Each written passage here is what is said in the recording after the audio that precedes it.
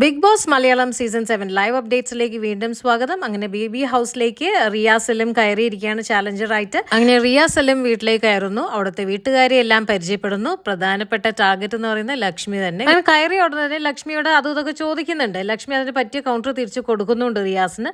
അങ്ങനെ അത് റിയാസിന് അത്ര പിടിച്ചിട്ടില്ല. കാരണം കുറച്ച് സമയം കഴിഞ്ഞിട്ട് യഥാർത്ഥ ആ ഒരു സംഭവത്തിലേക്ക് കടക്കാമെന്ന് വിചാരിച്ചിട്ടാണ് അത് ഈ പറഞ്ഞ പോലെ തന്നെ നടന്നുകൊണ്ടിരിക്കുന്നുണ്ട് ലൈവില്. പിന്നെ അതിനുശേഷം ബിഗ് ബോസ് ഇവരെ എല്ലാം അകത്തേക്ക് കയറ്റി. അങ്ങനെ ബിഗ് ബോസ് ശോഭയോടും ഷിയാസിനോടും BB ഹോട്ടലിന് ചെക്കൗട്ടിനുള്ള സമയമായെന്ന് പറയുന്നു. ശോഭയും ഷിയാസും ഒന്നിച്ച് തീരുമാനിച്ചിട്ട് അവസാനത്തെ സ്റ്റാർ സാബുമാനിന് കൊടുക്കുന്നു. സാബുമാൻ അത് ഡിസേർവിംഗും ആയിരുന്നു. അങ്ങനെ അതെല്ലാം കഴിഞ്ഞ് യാത്ര പറഞ്ഞ് ഷിയാസ് നേരെ ഡോറിൻ്റെ അങ്ങോട്ടേക്ക് പോവുകയാണ്. അപ്പോൾ നോക്കുമ്പോൾ ശോഭയെ കാണാനില്ല. ശോഭ ഡ്രസ്സ് ചെയ്യാൻ വേണ്ടി പോയിരിക്കുകയാണ്. ഷിയാസിന് ആകെ ഒരു ദിവസത്തെ ഡ്രസ്സ് എങ്ങാണ്ടേ ഉള്ളൂ എന്ന് തോന്നുന്നുണ്ട്. ശോഭയ്ക്കാണെങ്കിൽ ഒരാഴ്ചത്തെ ഡ്രസ്സും സാധനങ്ങളും ഉണ്ട്. അങ്ങനെ കൂടെയുള്ളവരെല്ലാം ഹെൽപ്പ് ചെയ്യുന്നുണ്ട് സാധനങ്ങൾ തിരിച്ച് പെട്ടിക്കകത്തേക്ക് ഇടാൻ. അതിനിടയ്ക്ക് ശോഭ ഡ്രസ്സ് ചെയ്യുന്നുണ്ട്. പിന്നെ ബിഗ് ബോസ് ഒരു തവണയില്ല ഒരുപാട് തവണ അനൗൺസ് ചെയ്തുകൊണ്ടിരിക്കുന്നുണ്ട് ഇവർക്ക് ചെക്കൗട്ട് ടൈമിനുള്ള സമയമായി, എത്രയും പെട്ടെന്ന് ഇവിടെ സ്ഥലം കാലിയാക്കാനാണ് ബിഗ് ബോസ് പറയുന്നത്.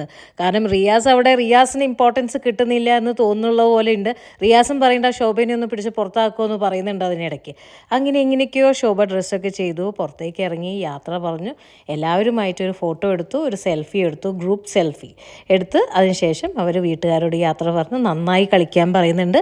ഷിയാസും ഈ പറഞ്ഞ പോലെ എല്ലാവർക്കും ഓരോരോ ക്ലൂ കൊടുത്തിട്ട് പോകുന്നുണ്ട്. അനുവിനോടും പറയുന്നുണ്ട് നന്നായി കളിക്കാൻ, ഇതൊരു ഗെയിമാണ്, ഇത് നിൻ്റെ സീരിയലല്ല എന്ന് പറയുന്നുണ്ട്. അങ്ങനെ അതിനുശേഷം റിയാസും ലക്ഷ്മിയും തമ്മിൽ നല്ല പൊരിഞ്ഞ അടിയാണ് കേട്ടോ, ഓരോ കാര്യങ്ങൾ പറഞ്ഞിട്ട്.